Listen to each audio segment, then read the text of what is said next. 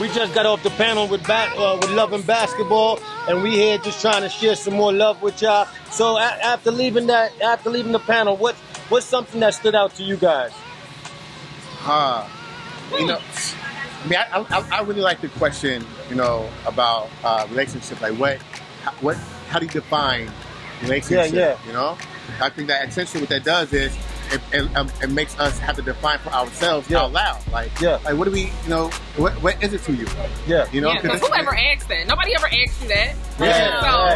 Something to think about. It definitely made me stop and think, like, what do I want? I mean, because I'm on a break right now. I'm not even interested in dating, but I'm like, what does that look like once I'm ready to go back and seek a mate? Because I want that. I definitely want that, but I want to make sure I'm good internally before I can. Right. And for me, even being in a relationship, every day is a new day for me. Every day is a new challenge. You know what I'm saying? So relationship every day, it's harder and harder. I feel like marriage is learning how to love one person a million different ways through a million different phases, because you're not the same person you were when y'all got together. So we got to learn how to love each other as we grow, because I'm not who I was when we first met. And so can you still love me even though I'm not the 25-year-old that you met? So you have to get creative in marriage. And I think that mine would have lasted had we grasped that concept. But it was like, you changed, and I did too. And this ain't working. I think the everyday word. Well, and then when I hear people say, "Oh, we've been through so much," I understand that, but it makes me cringe. I'm like, I don't want to have to go through all that shit. But like, but when I say every day, you wake up and there's always something new. It's a new experience. And then you got kids, you got finance, there's so many things that like it'll eat at your relationship. And you don't even realize it's eating at your relationship until you realize, like, oh man, she's pissing me off right now with the same. Absolutely. You know, that's why it's very important for each individual person to know who they are. You know, and know what it is that their triggers. You know what I'm saying? Know what the triggers are. And at the end of the day, I'm choosing to be with you. Because hell, think about how many times you argue with yourself, by yourself. In your head. And now you gotta do that with somebody else. What the fuck you gonna do when you with somebody else? And their stuff. Exactly. It's two people with their own traumas, their own upbringings, their own experiences, combining all that. That's a recipe for fucking disaster. You bringing your childhood trauma, I'm bringing my childhood trauma. You bringing your work stress, I'm bringing my work stress. And your kids. Then you throw kids in the mix. Oh my God. People be like, kids fix up. No, kids ruin relationships. Because y'all might not even be the same type of parent. So now we mixing our parenting styles based on how we were raised. So do you have children? I have 4 kids. Whoa. I have 4 kids. Okay. Yeah. So again, and then each child is so different. So they each have a different love language. I love each of them differently. I discipline them differently. And so combining that with another person who's also responsible for taking care of them and their love language and their communication style, like, relationships are complicated. There's no book and there's no boxes you can check. Like, your relationship is not going to be like nobody else's, because y'all have to do what works for y'all. It ain't going to look like nobody else's. What you can endure, somebody else maybe cannot. Like, oh, well, I dealt with this. Oh, girl, you better than me because I couldn't. But then you done dealt with some stuff I couldn't deal with. So that's why you don't compare. And that's why you don't say what a good relationship is or a bad one. It's subjective to who's in it. And it should only matter to the people that are in it. Why do you care about my relationship? What are some things that really destroys relationships that y'all can think about? Ooh, trust. That trust is gone. It's a wrap. It's a wrap. That's number one. Because, I mean... Security. If you don't have trust and security, that's the foundation. If you ain't got that, the house gonna fall. That's the foundation. That's the base. Love, it ain't about that. You know what I mean? You can love anybody. You spend enough time with them and talk to them, build intimacy. That's great. That's that, crazy. That trust and security, saying that paramount. Love, right, that's an interesting thing you're saying, because everybody says love is the key. Love is the key. But it is, though. It is. Because love is a frequency. And it's what? Is it the core? I don't think it's the core. I just said that. I don't think that it's really the key to a relationship. Because you ain't going to love that person every day. There are some days you're going to look at that person like, I ain't even effing with you. You know what I mean? But does that mean I'm going to walk away? Right. Every day is I feel like marriage is choosing that I'm choosing you every day. Yeah. Whether I like you, love you, whatever, I'm still going to choose you. So when you wake up every day, like you say, you're choosing to stay in that commitment, in that marriage, and give it what you have, along with whatever's going on in your life. It's a hard discipline. It's like, I would say it's like it's like training your body. It's like training your body. Yeah. When you wake up in the morning, there's days you like, damn, I do not want to get in that gym.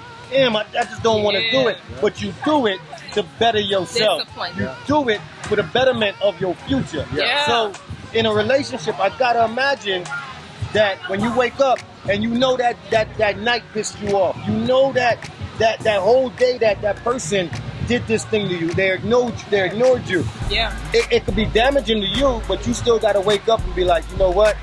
I committed to this. Yeah. I'm still willing to put in the work. Yeah. When I'm mad, when I'm sad, when I don't like you, when stuff is hard, you know. It sounds like my corporate job. Yeah, literally. It's something that you get out of it what you put in. It's work. You get paid if you put work in, just like a job. So I think that's the thing that people don't like want to grasp.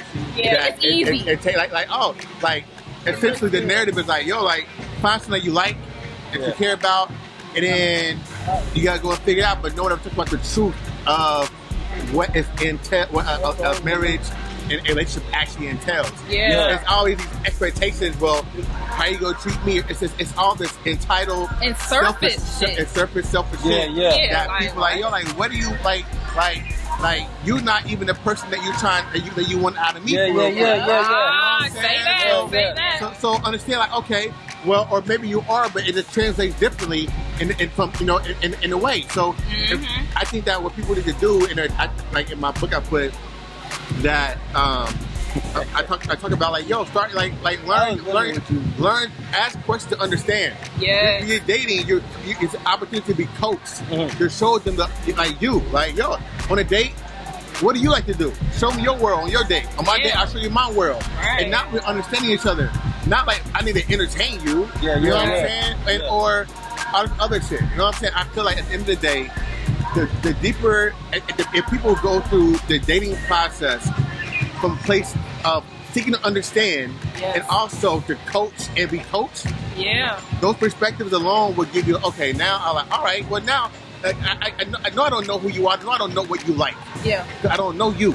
Yeah. And because I love you, love and the feelings of that people have for each other exceeds the responsibility of what time does. Yeah, I agree. And they mix the two. Yeah, they thirsty to get to the love. They thirsty to get to the ending. They don't want to put in the work to get there though. Like, do I even know this person if a core? For me, do I know what their time. triggers are? Exactly. People get in these situations for comfort and to say, I have somebody. Exactly. Well, I have somebody, and I get to lean on them. But it's like, you have these expectations of them, but are you willing to give them what you're asking for? The same thing you said. Exactly. And so, there's a lot of underlying stuff. It's more than the surface and the, never stop dating, the date night. Do I even like you? Can I just sit at the table with you for 2 hours and have a decent conversation? Or are we taking pics and flicking it up and drinking, going home and having sex? Again, the surface stuff. But can we stand to the middle of the night at 3 a.m. and talk and be vulnerable? Talk and have a conversation without getting mad at each other. Right. And agreeing to disagree. Because we ain't going to agree on everything, but can we agree to disagree? Let me bring this to an end. What are some things that now make a relationship work? What are some things that keep it going? What are some things that, like, you wake up and you're like, damn, it feels nice to wake up next to this person? What communication. Compromise. I think at the end of the day, for me, my relationships work when we made decisions in consideration of us and the other person. Yeah. It always fell apart when people start making decisions for themselves. The selfishness. Yeah, you know what I'm saying? Like, you're like, I'm protecting me. I'm like, well, hold up. Like, we both got reason to protect ourselves. Right. But I don't know what's going on. And sometimes I don't want to, I don't want to hear what you're mad about.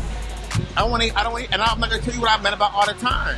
But isn't that important to know what they're mad about, to understand their emotions and what they're going through? Absolutely, but understand that sometimes some things just take time to see how it unfolds. Agree. Because it's like, otherwise, like, yo, like, it's like a nitpicking thing. Like, yo, you did, like, I'm mad you did X, Y, Z. Well, that's the thing. I'm every day my picture fuck off. Right. You know what I'm saying? Sometimes let's sit the fuck back and see how that shit play out. And then ask, and then ask like, yo, like, I'm just saying, like, yo, like, you be sitting back a long time, like, and the person just, I'm saying from a structure and from a logical place. Like, you're like, okay, let me see how it plays out. Hey, then they ask from a place to understand. Hey, do you know you do X, Y, and Z?